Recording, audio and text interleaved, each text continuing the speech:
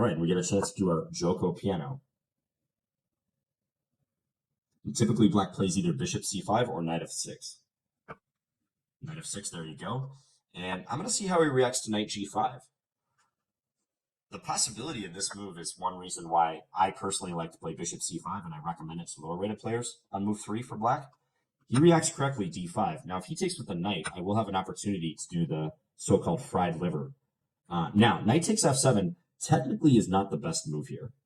d4 is supposed to be stronger, but knight takes f7 is the move that I think is easier to remember and play. d4 leads to some not incredibly complex lines, but this way seems more natural to me always, and it's a lot of fun too. So the idea is that after you sacrifice the knight on f7, you can follow with queen f3 check, forking the king and the knight. Now, if black wants to make this interesting, they should play king to e6 and defend the knight in the middle, even though they're just striding out of the open with their king before move 10. If they play something like king g8, though, they're going to get mated very quickly. Bishop takes d5. Yeah, and king e8 also. Problem is I take here. Now I'm attacking his knight twice, and he's going to get checkmated. Yeah, he blundered mate. Okay, so that was a very quick one to finish up. But I think the course of this game and the fact that an 1187 was checkmated that quickly was a 9-move game. That kind of shows the danger of playing the two knights variation. I will not say that the two knights is bad.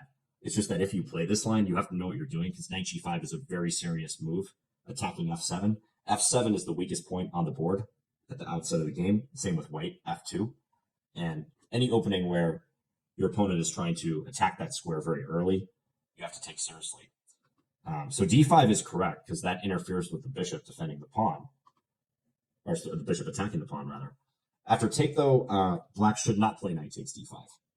So knight a5 is one move that you can play here, which attacks the bishop. This is a gambit line. After bishop b5 check, black should play c6. Pawn takes c6, pawn takes c6, bishop back to e2. And black is down a pawn now, but they do tend to gain a lot of tempos by harassing white's knight. But if you're playing this opening, this is something you've got to investigate. Check out like the chess.com opening explorer, for instance. If you have a database, if you happen to have a database of games, which is available from a company like chessbase.com, explore that. But do some research on your own, because you don't want to be surprised like my opponent was when I took on f7. So this is the fried liver. It's very famous. Knight takes d5 and knight takes f7 characterizes the fried liver attack. As I said, d4 is supposed to be the better move. One point of d4 is that if they take with the knight, I believe c3 is good. And if this knight moves, the knight on d5 would be attacked twice behind it. So white's queen would be joining the attack. And yeah, d4 is supposed to be the stronger move, but knight takes f7 gets played a lot. And then after king takes, queen check. One line I will demonstrate before I wrap up here is, if black plays the best move, king e6, helping to defend the knight, white should develop and attack this knight on d5. So knight c3 is a good move.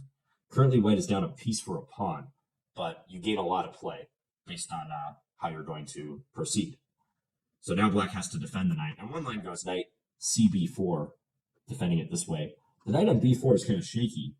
Some players even play a3, trying to divert it from the defensive d5 immediately. That allows knight takes c2 check, followed by knight takes a1, which is a little crazy for my liking. I've always played the move queen e4 here, simply defending the c2 pawn and threatening to play a3. And after this move, they typically play c6, reinforcing the knight. Now we can play a3, driving the knight away, back to a6. And here, white should give up on trying to pressurize d5 further, at least for the moment, and instead focus on attacking the pin pawn on e5, which is another virtue of having put the queen on e4. So we can attack that pawn on e5, and black has to be very cautious. If they play a move like bishop d6, then white can take on d5, because the bishop on d6 would be interfering with the queen. If they play queen d6, trying to defend both points, then white gets to do fun stuff like bishop f4. And notice the two pins at work. Pawn takes is illegal. It's pinned. And so is knight takes, also illegal. He's pinned. So black can would have to expect to lose the e5 pawn next. White might be able to play bishop takes e5, and white's gaining another pawn back. Black's king is completely exposed. this is not a line you want to venture down if you're black. So that's why if you're trying to debate between the two knights variation and the Junko piano, bishop c5, I would recommend bishop c5 for most players. You just have a higher margin of safety because if bishop c5 on move 3, knight g5 would be a blunder. Queen takes g5.